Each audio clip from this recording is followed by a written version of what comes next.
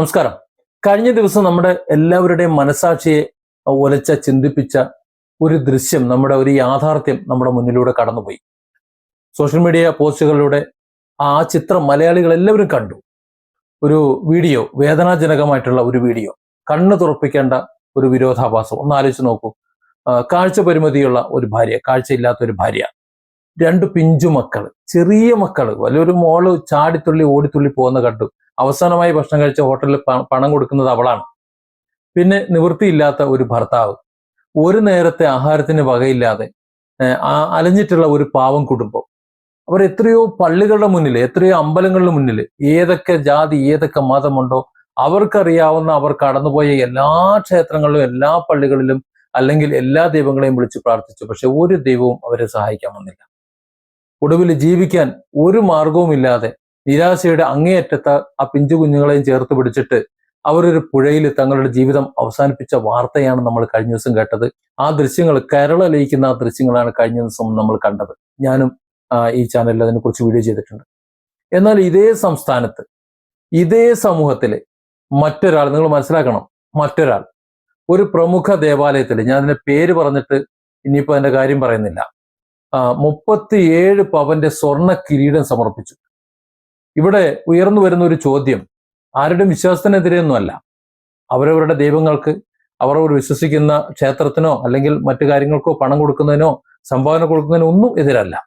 മറിച്ച് മനുഷ്യരെന്ന നിലയിൽ നമ്മുടെ മുൻഗണന ഏതിനു വേണ്ടിയിട്ടായിരിക്കണം, അത് ഒന്ന് ചിന്തിക്കണ്ടേ.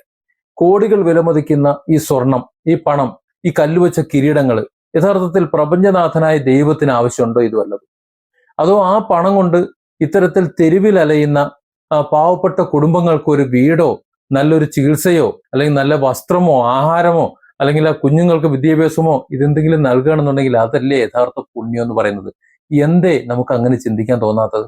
വിശ്വാസം എന്ന് പറയുന്നത് തീർച്ചയായും ഓരോരുത്തരുടെയും വ്യക്തിപരമായ അവകാശമാണ്. നമ്മൾ അതിനെ എതിർക്കുന്നില്ല, ആരും അതിനെ ചോദ്യം ചെയ്യുന്നില്ല, ചെയ്യാനും പാടില്ല. പക്ഷേ വിശ്വാസത്തിന്റെ അന്ധതയിൽ സ്വന്തം സഹജീവികളുടെ കണ്ണീരും പട്ടിണിയും കാണാതെ പോകുന്ന ഒരു സമൂഹത്തെ ഉണ്ടല്ലോ, ആ സമൂഹത്തെ നമ്മൾ ചോദ്യം ചെയ്യുക തന്നെ വേണം. അല്ലാന്നുണ്ടെങ്കിൽ നമ്മളെ മനുഷ്യരെന്ന് പറയാൻ പറ്റില്ല. വിശക്കുന്ന വയറിന് അന്നം നൽകുന്നതും, തലചായ്ക്കാൻ വേണ്ടി ഒരിടമില്ലാത്തവന് ഒരു മേൽക്കൂര നൽകുന്നതും, നിരാശയിൽ കഴിയുന്നവന് ഒരു കൈത്താങ്ങാകുന്നതുമാണ് പ്രപഞ്ചനാഥന് സമർപ്പിക്കാൻ കഴിയുന്ന ഏറ്റവും വലിയ നേർച്ചയും വഴിപാടുമെന്ന് നമ്മൾ മനസ്സിലാക്കണ്ടേ. ദൈവത്തിന് സ്വർണ്ണ കിരീടങ്ങൾ അണിയിക്കുന്നതിന് മുമ്പ് തകർന്നുപോയ ഒരു മനുഷ്യന്റെ ജീവിതത്തിന് പ്രതീക്ഷയുടെ ഒരു കിരീടം അണിയിക്കാൻ നമുക്ക് കഴിയുമ്പോഴാണ് നമ്മൾ യഥാർത്ഥ ഭക്തരാകുന്നത്, യഥാർത്ഥ മനുഷ്യരാകുന്നത്. ഈ ഒരു പശ്ചാത്തലത്തിൽ നിന്ന് വേണം നമ്മൾ ഇന്ത്യയിലെയും അല്ലെങ്കിൽ കേരളത്തിലെയും ദേവാലയത്തിന്റെയും ദൈവത്തിന്റെയും പേരിൽ നടക്കുന്ന പല കച്ചവടങ്ങളെയും കോടികളുടെ അഴിമതികളെയൊക്കെ നാം വിലയിരുത്തേണ്ടത്. ആലോചിച്ച് നോക്കൂ. ദൈവത്തിന് എന്തിനാണ് പണം? പ്രപഞ്ചം മുഴുവൻ സൃഷ്ടിച്ചു പരിപാലിക്കുന്ന ജഗദീശ്വരന് മനുഷ്യൻ നൽകുന്ന പണത്തിന്റെ, നക്കാപ്പിച്ചയുടെ, സ്വർണത്തിന്റെയോ വല്ല ആവശ്യമുണ്ടോ? ഇല്ല എന്നതാണ് ഉത്തരം. എന്നാൽ ഇന്ന് മതത്തിന്റെയും വിശ്വാസത്തിന്റെയും ഒക്കെ പേരിൽ ഇതേ ദേവാലയങ്ങളിലേക്ക്, ക്ഷേത്രങ്ങളിലേക്ക്, മറ്റ് ദർഗകളിലേക്കൊക്കെ ഒഴുകി വരുന്ന കോടികളുണ്ടല്ലോ, ആ കോടികൾ മോഷ്ടിക്കുകയും കട്ടുമുടിക്കുകയും ചെയ്യുന്ന വാർത്തകളാണ് നമ്മൾ ഓരോ ദിവസവും കേട്ടുകൊണ്ടിരിക്കുന്നത്. ഭക്തർ തങ്ങളുടെ വിയർപ്പിന്റെ വിഹിതമായിട്ട് ഭണ്ഡാരങ്ങളിൽ നിക്ഷേപിക്കുന്ന പണം പാവപ്പെട്ടവന്റെ കണ്ണീരൊപ്പാൻ ഉപയോഗിക്കുമെന്നാണ് അവർ കരുതുന്നത്. പക്ഷെ അങ്ങനെ പാവപ്പെട്ടവന്റെ കണ്ണീരൊപ്പാൻ ഉപയോഗിക്കുന്നതിന് പകരം വലിയ സാമ്രാജ്യങ്ങൾ കെട്ടിപ്പടുക്കാനും അധികാരികളുടെയും പുരോഹിതന്മാരുടെയും ആഡംബര ജീവിതങ്ങൾക്കുമാണ് ഉപയോഗിക്കപ്പെടുന്നത് എന്ന് കാണുമ്പോഴാണ് ഈ ക്ഷേത്രങ്ങളും ഈ പള്ളികളും അല്ലെങ്കിൽ അതുപോലെയുള്ള ആരാധനാലയങ്ങളൊക്കെ എന്തിനു വേണ്ടിയിട്ടാണ് ഇങ്ങനെ നിലകൊള്ളുന്നത് എന്ന് നമ്മൾ ചിന്തിച്ചു പോകണം. നമ്മുടെ നാട്ടിലെ വലിയ തീർത്ഥാടന കേന്ദ്രങ്ങൾ നമുക്കറിയാം. ശബരിമലയുടെ കാര്യം നമുക്കറിയാം. ശബരിമലയിലെ സ്വർണ്ണക്കൊള്ള ഇപ്പോഴും അത് ചർച്ച ചെയ്തുകൊണ്ടിരിക്കുകയാണ്. അതിന് ശബരിമല ശ്രീ അയ്യപ്പന്റെ ആ ശരിയായ വിഗ്രഹം തന്നെയാണോ അവിടെ ഇരിക്കുന്നത് എന്ന് പോലും സംശയമാണ്. കൊടിമരത്തിന്റെ സ്വർണം, വാതിൽ കട്ടിളപ്പാളി, മച്ച്, മേൽക്കൂര എല്ലാം എടുത്തുകൊണ്ട് പോയില്ലേ? എന്നിട്ട് ആ തങ്കത്തെ കൊണ്ടുപോയിട്ട് ചെമ്പാണ് എന്ന് രേഖകളിൽ എഴുതി വെച്ചില്ലേ? അതിന്റെ കേസുകളും പുകലും അല്ലേ ഇപ്പൊ നടന്നുകൊണ്ടിരിക്കുന്നത്. ഇനി അയോധ്യയിലെ ശ്രീരാമക്ഷേത്രത്തിന് നോക്ക്. ആ ക്ഷേത്രം ഇന്ത്യയിലെ ഹിന്ദുക്കളുടെ ഒരു വികാരമാണ്, ഹിന്ദുമത വിശ്വാസികളുടെ ഒരു വികാരമാണ്. ചിലർക്ക് അത് കച്ചവടമാണെന്നുണ്ടെങ്കിലും അതൊരു വികാരമാണ്, ഒരു വിശ്വാസമാണ് എന്നതുകൊണ്ട് തന്നെ ഈ വിശ്വാസികൾക്ക് കഴിയുന്നത് മുഴുവൻ ചെയ്യും. അത് പണമായിട്ടായാലും സ്വർണമായിട്ടായാലും രത്നമായിട്ടായാലും എന്തായിട്ടായാലും ചെയ്യാനുള്ളതൊക്കെ അവർ ചെയ്യും, വെള്ളിയായിട്ടായാലും ഒക്കെ. അങ്ങനെയുള്ള പണമാണ്, കോടിക്കണക്കിന് പണമാണ് കട്ടെടുത്ത വാർത്തകൾ ഇപ്പോൾ പുറത്തു വന്നുകൊണ്ടിരിക്കുന്നത്. വലിയ ക്ഷേത്രങ്ങളിലേക്കും അല്ലെങ്കിൽ മറ്റു പ്രമുഖ ആരാധനാലയങ്ങളിലേക്കും ഒക്കെ ഒഴുകിയെത്തുന്ന വരുമാനം അത് എത്രയെന്ന് നമുക്കറിയാം. കോടാനുകോടി രൂപയുടെ സ്വത്താണ് അവിടെ കുന്നുകൂടുന്നത്. എന്നാൽ ഇതേ അയോധ്യയിലെ ക്ഷേത്രത്തിന്റെ തൊട്ടടുത്ത തെരുവുകളില് അല്ലെങ്കിൽ ശബരിമലയുടെ പടവുകൾക്ക് താഴെ ഒരു നേരത്തെ ആഹാരത്തിന് വഴിയില്ലാതെ അലയുന്ന, മാറിയെടുക്കാൻ ഒരു തുണി കഷ്ണത്തിന് നിവൃത്തിയില്ലാത്ത എത്രയോ സാധുക്കളായ മനുഷ്യരെ നമുക്ക് കാണാൻ പറ്റും. കോടികൾ വിലമതിക്കുന്ന വലിയ മന്ദിരങ്ങള്, സ്വർണ്ണ വിഗ്രഹങ്ങളൊക്കെ പണിഞ്ഞ് ഇങ്ങനെ പൊന്തിക്കുമ്പോൾ അതിന്റെ പുകഴ്പെറ്റ നിഴലിൽ ഒതുങ്ങിപ്പോകുന്നത് ഈ പാവപ്പെട്ട മനുഷ്യരുടെ കരിഞ്ഞുണങ്ങിയ ജീവിതങ്ങളാണ് എന്നതുകൂടി നമ്മൾ ചിന്തിക്കണം. ക്ഷേത്രങ്ങളോ പള്ളികളോ പണിയുന്നതിനെയോ അല്ലെങ്കിൽ അവിടെ ആരാധന നടത്തുന്നതിനൊന്നും ആരും എതിർക്കുന്നില്ല, ഞാനും എതിർക്കുന്നില്ല. പക്ഷെ ആ ദേവാലയങ്ങളിൽ കുമിഞ്ഞുകൂടുന്ന പണം അത് ദുർവ്യയം ചെയ്യപ്പെടാൻ പാടില്ല. അങ്ങനെ ദുർവ്യയം ചെയ്യപ്പെടുമ്പോഴും അഴിമതിക്കാരുടെ കൈകളിലേക്ക് അത് മറിയുമ്പോഴും ഭക്തരും പൊതുസമൂഹവും എന്തുകൊണ്ട് മൗനം പാലിക്കുന്നു എന്നതാണ് ഇവിടെ ചിന്തിക്കേണ്ടത്. ദൈവത്തിന്റെ പേരിൽ വരുന്ന പണം അർഹതപ്പെട്ട സാധാരണക്കാരിൽ എത്തിക്കാൻ സഹായിക്കുന്ന അല്ലെങ്കിൽ അതിന് സാധിക്കുന്ന സുതാര്യമായ ഒരു സംവിധാനം ഇവിടെ വേണ്ടേ? അതിനുവേണ്ടി ഇവിടെ ഭക്തർ ശബ്ദിക്കണ്ടേ? അതിനുവേണ്ടി കൂടി ആകണ്ടേ ഇവിടുത്തെ ഭരണ സംവിധാനങ്ങളും മറ്റുമെല്ലാം നിലകൊള്ളേണ്ടത്? ഇന്ത്യയിലെയും ഇവിടെ നമ്മുടെ ഈ കൊച്ചു കേരളത്തിലെയും നിലവിലെ സാമൂഹിക സാഹചര്യം പരിശോധിച്ചു കഴിഞ്ഞാൽ ഒരു വലിയൊരു വൈരുദ്ധ്യം നമുക്ക് കാണാൻ പറ്റും. വലിയ സാമ്പത്തിക പുരോഗതിയെക്കുറിച്ച് അല്ലെങ്കിൽ വികസനത്തെക്കുറിച്ച് ഇതൊക്കെ നമ്മൾ വാചാലരായി ഇങ്ങനെ പറഞ്ഞുകൊണ്ടിരിക്കുമ്പോഴും നമ്മുടെ നാട്ടിലെ പട്ടിണി, ദാരിദ്ര്യം ഇതൊക്കെ കാരണം ജീവിതം അവസാനിപ്പിക്കേണ്ടി വരുന്നവരുടെ എണ്ണം കുറയുന്നില്ല. കേരളം പോലെ സാക്ഷരതയിലും സാമൂഹ്യ ബോധനത്തിലും മുന്നിൽ നിൽക്കുന്ന ഒരു സംസ്ഥാനത്ത് പോലും ഒരു സുരക്ഷിതമായ വീടില്ലാത്തതിന്റെ പേരിൽ അല്ലെങ്കിൽ കുഞ്ഞുങ്ങൾക്ക് ഭക്ഷണം നൽകാൻ കഴിയാത്തതിന്റെ പേരിൽ മനുഷ്യർ കൂട്ടത്തോടെ അല്ലെങ്കിൽ കുടുംബത്തോടെ ആത്മഹത്യ ചെയ്യേണ്ടി വരുന്നു എന്നത് നമ്മുടെ വ്യവസ്ഥിതികളുടെ ഒരു പരാജയം, വലിയ പരാജയമാണ്.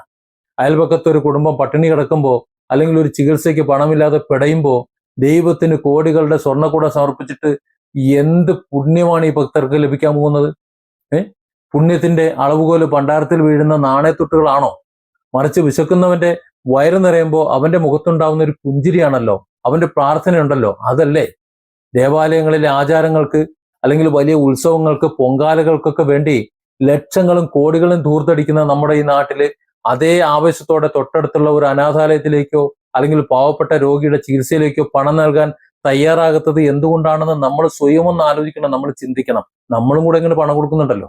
എപ്പോഴാണ് ഇനി അല്ലെങ്കിൽ എന്നാണ് ഇനി നമ്മളൊരു യഥാർത്ഥ മനുഷ്യനാവുക?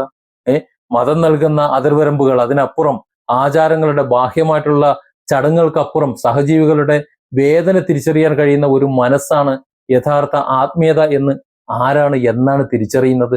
ജാതിയോ മതമോ നോക്കാതെ പ്രകൃതി ദുരന്തങ്ങളോ മഹാമാരികളോ വരുമ്പോ നമ്മൾ കാണിക്കുന്ന ഒരു ഒത്തൊരുമയുണ്ടല്ലോ, ആ മനുഷ്യത്വം ഉണ്ടല്ലോ, അതെന്തുകൊണ്ടാണ് നമ്മുടെ ദൈനംദിന ജീവിതത്തിൽ ഉണ്ടാകാത്തത്? ദൈവത്തിന്റെ യഥാർത്ഥ പ്രതിരൂപങ്ങൾ ഇത്തരം വലിയ ദേവാലയങ്ങളിലെ കരിങ്കൽ വിഗ്രഹങ്ങളിലാണെന്ന് ധരിച്ചു വെക്കരുത്. അത് അവിടെയല്ല, മറിച്ച് തെരുവിൽ വിശന്ന് കരയുന്ന പിഞ്ചു കുഞ്ഞുങ്ങളുടെ കണ്ണിലാണല്ലോ അത് ഉള്ളതാണ് എന്ന് നമ്മൾ തിരിച്ചറിയണം. അവരുടെ കണ്ണുനീരും ആ കരച്ചിലും എന്തിനു വേണ്ടിയാണെന്ന് നമ്മൾ തിരിച്ചറിയണം. ദേവാലയങ്ങളിൽ വരുന്ന വഴിപാട് പണം കട്ടുമുടിക്കുന്ന പ്രവണത ഉണ്ടല്ലോ, അതിനെതിരെ ശക്തമായ ജനകീയ ബോധവൽക്കരണം ഉണ്ടാകണം, പ്രക്ഷോഭം തന്നെ വേണം. ഈ പണം പാവപ്പെട്ടവർക്ക് വീട് വെച്ച് നൽകാനും അല്ലെങ്കിൽ സൗജന്യ വിദ്യാഭ്യാസത്തിന്, ക്യാൻസർ പോലുള്ള മാരക രോഗം ബാധിച്ച് പാവപ്പെട്ടവരുടെ ചികിത്സയ്ക്ക്, നമുക്കറിയാലോ സമ്പത്ത്, അത്യാവശ്യം സമ്പത്തും കാര്യങ്ങളുള്ള അല്ലെങ്കിൽ മാന്യമായി ജീവിച്ചു പോകുന്ന ഒരു കുടുംബം എന്തെങ്കിലും ഒരു മാരക രോഗം വന്നു കഴിഞ്ഞാൽ ആ രോഗി ചികിത്സിച്ച് ചിലപ്പോൾ മരണപ്പെട്ടു പോവും. പണം ചെലവാകുമെന്ന് കരുതിയിട്ട് രോഗിയെ ദുരിതത്തിന് വിട്ടുകൊടുക്കാൻ പറ്റില്ലല്ലോ. അവർ കിടപ്പാടം വിറ്റ് എല്ലാം വിറ്റ് അവർ ചികിത്സിക്കും, ചിലപ്പോൾ രോഗി മരണപ്പെട്ടു പോകും. പക്ഷെ അത് കഴിഞ്ഞിട്ട് അവർ പുറത്തേക്ക് ഇറങ്ങി പോകുന്ന ഒരു അവസ്ഥയല്ലേ, തെരുവിൽ കിടക്കേണ്ട ഒരു സാഹചര്യമല്ലേ? ആ സാഹചര്യം ഇങ്ങനെ പണം കുമിഞ്ഞുകൂടി കിടക്കുമ്പോൾ നമ്മൾ അനുവദിക്കണോ? ആ ചികിത്സ നമുക്ക് ഏറ്റെടുത്തൂടെ? അവരെ ആ കടക്കണിയിൽ നിന്ന്, വലിയ കടക്കണിയിൽ നിന്ന് രക്ഷിച്ചൂടെ? ഇത്തരത്തിൽ മാരക രോഗങ്ങൾ ബാധിച്ചിട്ടുള്ള പാവപ്പെട്ടവരുടെ ചികിത്സയ്ക്ക് ഉപയോഗിക്കാൻ വേണ്ടിയിട്ട് ദേവാലയ കമ്മിറ്റികളും സർക്കാരുകളും ഒക്കെ തയ്യാറാകണം. അങ്ങനെ ഒരു മാറ്റം നമ്മുടെ സമൂഹത്തിൽ ഉണ്ടാകണം. അങ്ങനെ ഒരു മാറ്റം ഉണ്ടായാൽ മാത്രമേ ഇത്തരത്തിലുള്ള ദുരന്തങ്ങൾ, ഇപ്പോ ഈ കുടുംബത്തോടെ ആ പിഞ്ചു കുഞ്ഞ്, നമുക്കറിയാമല്ലോ, അത് നടന്നു പോകുമ്പോൾ ഹൃദയം നുറുങ്ങിയിട്ടുണ്ട് നമ്മളെ ചിത്രങ്ങൾ കാണുമ്പോൾ, അതിനൊക്കെ അറുതി വരുള്ളൂ. അങ്ങനെ സംഭവങ്ങൾ ഇനി നടക്കാൻ പാടില്ല. ഇനി ഒരു കുടുംബവും ഒരു നേരത്തെ ആഹാരത്തിന്റെ പേരിൽ ആ പുഴയിൽ ചാടി ജീവനെടുക്കാനിട്ട് ഇടപെടരുത്. ഒരു കുഞ്ഞും പഠിക്കാൻ വകയില്ലാത്തതിന്റെ പേരിൽ തെരുവിലേക്ക് ഇറക്കി വിടപ്പെടരുത്. ആചാരങ്ങളെക്കാളും സ്വർണ്ണ കിരീടങ്ങളെക്കാളും വലുത് മനുഷ്യന്റെ ജീവനാണ് എന്നുള്ളൊരു ബോധം എല്ലാവർക്കും ഉണ്ടാകണം. നമ്മൾ മലയാളികൾ സംസ്കാര സമ്പന്നരാണല്ലോ, അതുകൊണ്ട് നമുക്ക് എന്തായാലും ഉണ്ടാകണം. മൺമറഞ്ഞു പോകുന്നതിന് മുമ്പ് മറ്റുള്ളവർക്ക് നന്മ ചെയ്യാനും മനുഷ്യത്വത്തിന്റെ കാവലാളാകാനും നമുക്ക് സാധിക്കണം.